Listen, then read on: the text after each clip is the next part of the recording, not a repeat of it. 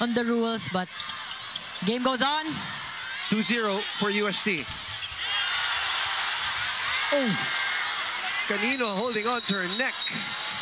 And I think the collision between her and Shivana Laput. Right. Delikado kasi yung likod ng leg. Lahat yan. From yung leg, back, spine. She could have kicked her. Or you know, because I don't think she fell. Ay, yung I think tuhod. it's the knee of Shivana that hit. From what I saw in real time.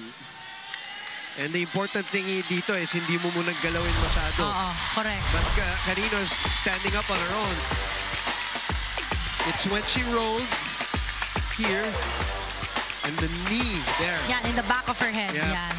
But Kasi she is going for the attack. Correct. But Canino...